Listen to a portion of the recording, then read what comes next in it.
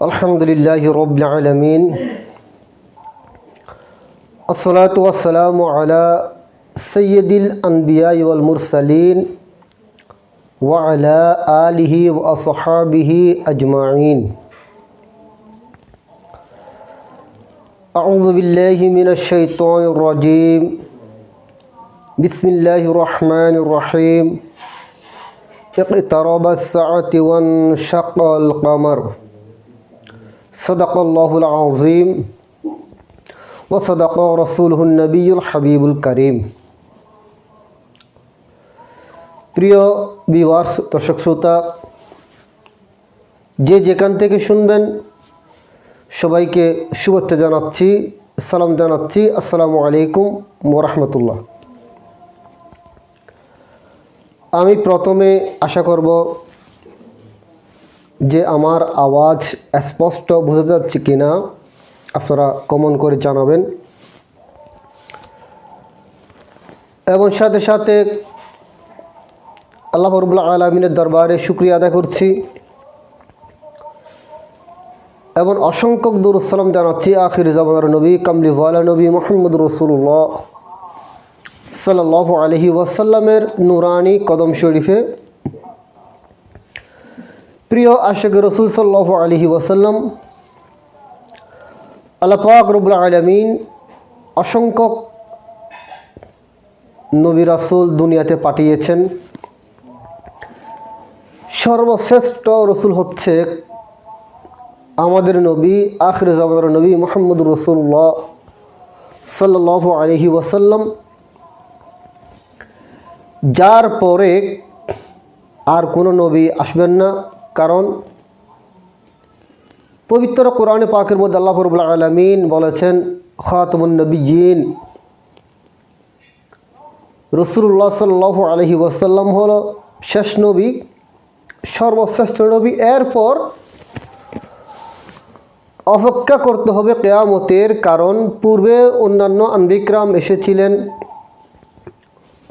পৃথিবীবাসী দুনিয়াবাসী অপেক্ষা ছিল আরেকজন নবী আসবে, এরপর আরেকজন নবী আসবে। কিন্তু আমাদের পিয়ারা রসুল সাল্লাল্লাহু আলাইহি ওয়াসাল্লাম যখন তাশরিফ নিয়ে এসেছেন, এখন অপেক্ষায় হলো কিয়ামতের অপেক্ষায় আর কোনো নবী পৃথিবীতে আসবেন। এটা হচ্ছে যে একটা আকীদা। এই আকীদা, এটা বিশ্বাস, এটা মুমিন মুসলমানদের অন্তরে রাখতে হবে যে আর কোনো নবী আসবে না। তো নবী যেমন সর্বশ্রেষ্ঠ, অন্যান্য আনবিকরাম আলাইহিসসালামগণকে আল্লাহ রাব্বুল আলামিন মুজিজা দান করেছেন। ঈসা আলাইহিস সালামকে আল্লাহ মুজিজা দান করেছেন। হযরত মূসা আলাইহিস সালামকে আল্লাহ রাব্বুল আলামিন মুজিজা দান করেছেন। কাউকে একটি, কাউকে দুইটি, এভাবে মুজিজা দান করেছেন। কিন্তু আমাদের প্যারা রসুল সাল্লাল্লাহু আলাইহি ওয়াসাল্লাম এর আফাদে মস্তক মুজিজা। অন্যান্য আনবিকরাম আলাইহিমুসসালামগণকে যে মুজিজা দান করেছেন, আল্লাহর প্রিয় হাবিব সাল্লাল্লাহু আলাইহি ওয়াসাল্লামকে সবগুলি আল্লাহ রাব্বুল আলামিন দান করেছেন, কারণ তিনি হচ্ছেন সর্বশ্রেষ্ঠ রসুল। এই সুবাদে অসংখ্য মুজিজা হতে একটি মুজিজা হলো আল্লাহর হাবিব সাল্লাল্লাহু আলাইহি ওয়াসাল্লাম এর ইশারায়, আঙ্গুল মুবারকের ইশারায় চন্দ্র দ্বিখণ্ডিত হয়েছে। আল্লাহর হাবিব সাল্লাল্লাহু আলাইহি ওয়াসাল্লাম এর ইশারায় অস্তমিত সূর্য আবার উদয় হয়েছে। প্রিয় আশিক রসুল, এই সুবাদে এটা হচ্ছে যে আমার রাসূলুল্লাহ সাল্লাল্লাহু আলাইহি ওয়াসাল্লামের সবচেয়ে বড় মুজিজা, যে চন্দ্র দ্বিখণ্ডিত করেছেন। কোরআনে পাকের মধ্যে আল্লাহ রাব্বুল আলামিন বলেছেন, ইকতারাবাস সাআত, কিয়ামত অতি সন্নিকট, অতি। এই সুবাদে কিয়ামতের অসংখ্য আলামত আমরা দেখতে পাচ্ছি এবং অতি সন্নিকটে কিয়ামত হয়ে যাবে। রাসূলুল্লাহ সাল্লাল্লাহু আলাইহি ওয়াসাল্লাম শুভাগমন করার পর অন্যান্য পূর্বে যত ধর্ম ছিল সবগুলি মানসুখ হয়ে গিয়েছে। এখন সর্বশ্রেষ্ঠ হচ্ছে ইন্নাদ-দীনা ইনদাল্লাহিল ইসলাম, আল্লাহ রাব্বুল আলামিনের মনোনীত ধর্ম হচ্ছে ইসলাম ধর্ম। এই সুবাদে পূর্বে যত ধর্ম ছিল এবং তৌহিদে আদিয়ান সহ যারা তৌহিদে আদিয়ান প্রচারণ করেছেন সবগুলি ইসলাম ধর্ম এটা বাতিল করে দিয়েছে। এই সুবাদে আসুন, যেমন হাদিসে পাকের মধ্যে রাসূল করিম সাল্লাল্লাহু আলাইহি ওয়াসাল্লাম বলেছেন, আনা ওয়াসআতু কাহাতাইন, আমি এবং কিয়ামত দুই আঙ্গুলের মতো মিলিত। অর্থাৎ কিয়ামত এবং রাসূল করিম সাল্লাল্লাহু আলাইহি ওয়াসাল্লাম খুব সন্নিকটে, অর্থাৎ মধ্যবর্তী সময় একদম কম। কারণ অন্যান্য আন্দিকরাম যখন এসেছেন নবীর জন্য অপেক্ষা করত পৃথিবীবাসী মানব জাতি। এখন রাসূল পাক সাল্লাল্লাহু আলাইহি ওয়াসাল্লাম যখন তাশরীফ নিয়ে এসেছেন আর কোনো নবী আসবে না, এটা কিয়ামতের অপেক্ষায়। এই সুবাদে আল্লাহর হাবিব সাল্লাল্লাহু আলাইহি ওয়াসাল্লাম তাশরীফ আনাটা এটাও একটা কিয়ামতের বড় একটা আলামত। আসুন, এই সুবাদে যে চন্দ্র দ্বিখণ্ডিত, এটা একটা খুব বড় মুজিজা। রহস্য হচ্ছে বুখারী শরীফের মধ্যে কিতাবুর রেকাকের মধ্যে আছেন এবং অসংখ্য কিতাবের মধ্যে এনেছেন যে যখন আবু জেহেল, আবু জেহেল মক্কা শরীফের অধিপতি ছিল, তো রাসূল করিম সাল্লাল্লাহু আলাইহি ওয়াসাল্লাম যখন ইসলাম ধর্ম যখন প্রসারণ করছেন, কাফেররা তো অনেক চেষ্টা করেছিল থামানোর জন্য, বাধা দেওয়ার জন্য। এটা কি সম্ভব? আল্লাহর হাবিব সাল্লাল্লাহু আলাইহি ওয়াসাল্লামকে এটা স্টপ রাখা, গোপন রাখা, এটা সম্ভব নয়। সুতরাং তখন আবু জেহেল কি করেছেন, আবু জেহেল ইয়েমনের মধ্যে যিনি ইয়েমনের অধিপতি ছিল, যার নাম হাবিব ইবনে মালিক, এর কাছে চিঠি লিখেছে যে মুহাম্মদ সাল্লাল্লাহু আলাইহি ওয়াসাল্লাম তোমার দিনকে, তোমার ধর্মকে মিটিয়ে দিচ্ছে, যে ধর্মের মধ্যে ছিল সেটা মিটিয়ে দিচ্ছে। তুমি খুব তাড়াতাড়ি মক্কা শরীফের মধ্যে আসো। এভাবে রাসূল করিম সাল্লাল্লাহু আলাইহি ওয়াসাল্লাম সম্পর্কে বিভিন্ন বাজে কথা বলেছেন আবু জেহেল। আল্লাহর হাবিব সাল্লাল্লাহু আলাইহি ওয়াসাল্লাম সম্পর্কে বাজে কথা বলেছেন, তাহলে বোঝা যাচ্ছে আল্লাহর প্রিয় হাবিব সাল্লাল্লাহু আলাইহি ওয়াসাল্লাম সম্পর্কে বাজে কথা বলা, মন্তব্য বলা, নারে রিসালাত, ইয়া রাসূলুল্লাহ সাল্লাল্লাহু আলাইহি ওয়াসাল্লামকে কটাক্ষ করা, এটা আবু জেহেলদের অনুসারীরা এগুলো কাজগুলা করবে। তখন হাবিব তিনি কি করেছেন, আবু জেহেলের দাওয়াত পেয়ে, চিঠি পেয়ে তিনি মক্কা শরীফের মধ্যে এসেছেন। এবং মক্কা শরীফের মধ্যে যখন এসেছেন, আবু জেহেল আল্লাহর হাবিব সাল্লাল্লাহু আলাইহি ওয়াসাল্লাম সম্পর্কে অনেক কথা বলেছেন, কিন্তু তিনি তো খুব জ্ঞানী ছিল। হাবিব ইবনে মালিক তিনি বলেছেন, আমি একতরফা কথা শুনে ফয়সালা করতে পারবো না, আমাকে রাসূল আকরাম সাল্লাল্লাহু আলাইহি ওয়াসাল্লামের কথা আমাকে শুনতে হবে। এই সুবাদে তখন আল্লাহর হাবিব সাল্লাল্লাহু আলাইহি ওয়াসাল্লামের কাছে যখন দূত পাঠিয়েছেন, তখন রাসূল আকরাম সাল্লাল্লাহু আলাইহি ওয়াসাল্লাম হযরত সিদ্দিক আকবর রাদিয়াল্লাহু তাআলা আনহুকে সাথে নিয়ে তাদের মজলিসের মধ্যে উপস্থিত হয়েছেন। তখন তারা তো তাজ্জব হয়ে গিয়েছে, আশ্চর্য হয়ে গিয়েছে যে রাসূলুল্লাহ সাল্লাল্লাহু আলাইহি ওয়াসাল্লাম নিজেই তাশরীফ নিয়ে এনেছেন, সবাই একদম চুপচাপ, কোনো কথা নেই। তখন রাসূল আকরাম সাল্লাল্লাহু আলাইহি ওয়াসাল্লাম সেখানে এসেছেন। আল্লাহ রসুল জিজ্ঞেস করেছেন কিছু বলার আছে কি না, তারা তো একদম চুপ। এই সময় হাবিব সাহস করে বললেন, ইয়া রাসূলুল্লাহ সাল্লাল্লাহু আলাইহি ওয়াসাল্লাম, হুজুর, নবুয়তের জন্য মুজিজা প্রকাশ করা আবশ্যক। আমরা মুজিজা দেখতে চাই। তখন রসুল করিম সাল্লাল্লাহু আলাইহি ইসলামকে যখন এই কথা বলেছেন, আল্লাহর হাবিব সাল্লাল্লাহু আলাইহি ইসলাম বলেন, তুমি কি চাও, কি মুজিজা দেখতে চাও? উল্লেখ নাই, অনির্দিষ্ট। তুমি যা চাইবে আমি তা দেখাবো, কারণ আল্লাহ আমাকে এই পাওয়ারটুকু আল্লাহ আমাকে দান করেছেন। হাবিব চিন্তা করেছেন, আমি রসুল করিম সাল্লাল্লাহু আলাইহি ওয়াসাল্লামের কাজ থেকে আসমানের মুজিজা দেখব।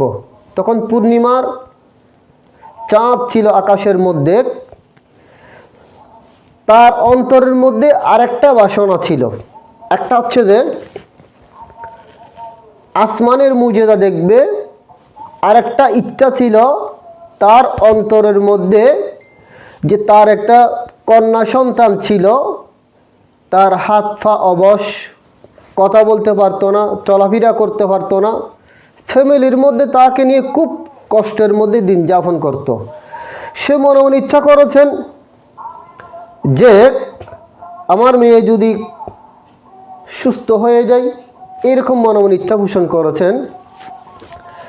যাক, তখন সাফা পর্বতের মধ্যে গিয়েছে সবাই মিলে। সাফা পর্বতের মধ্যে যখন গিয়েছেন, আল্লাহর হাবিব সাল্লাল্লাহু আলাইহি ওয়াসাল্লাম চাঁদকে ইশারা করার সাথে সাথে চাঁদ দ্বিখণ্ডিত হয়ে গিয়েছে, কারণ চাঁদ আমার রাসূলের গোলাম।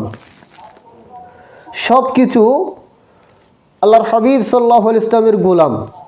এটা চাঁদও তো আমার রাসূলের গোলাম। চাঁদ ইশারা করার অপেক্ষায় চাঁদ সাথে সাথে দ্বিখণ্ডিত হয়ে গিয়েছে। এজন্য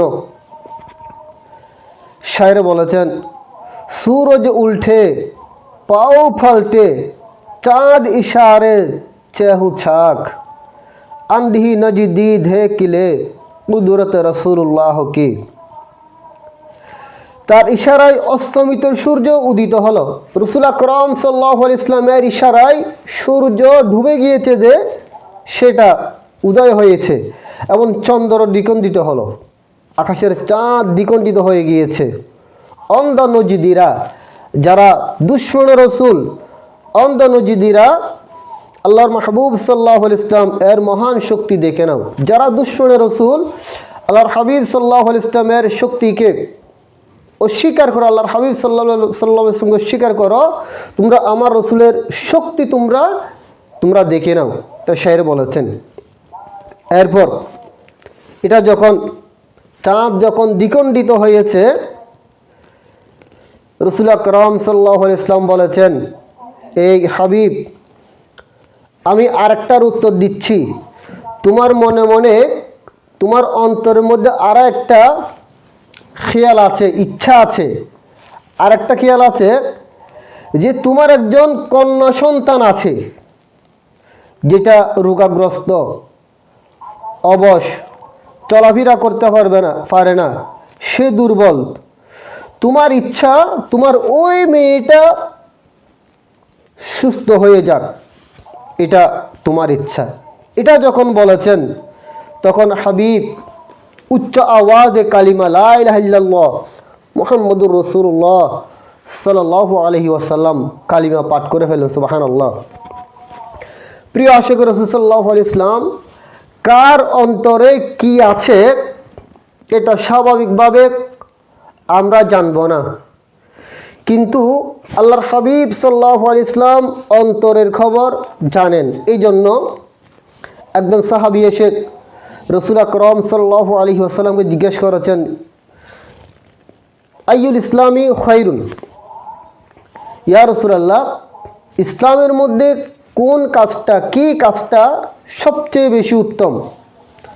তখন রাসূল আকরাম সাল্লাল্লাহু আলাইহি ওয়াসাল্লাম বলেছেন, তুতি তুআম ওয়া তাকরাউস সালাম, তুমি খাবার খাওয়াবে এবং সালাম করবে, পরিচিত অর্থাৎ তুমি সালাম করবে। যাক, আমি সেদিকে যাচ্ছি না। এখানে আলোচ্য প্রেক্ষাপট হচ্ছে আল্লাহর হাবিব সাল্লাল্লাহু আলাইহি ওয়াসাল্লাম ওই সাহাবাকে খাবারের কথা, সালামের কথা কেন বললেন?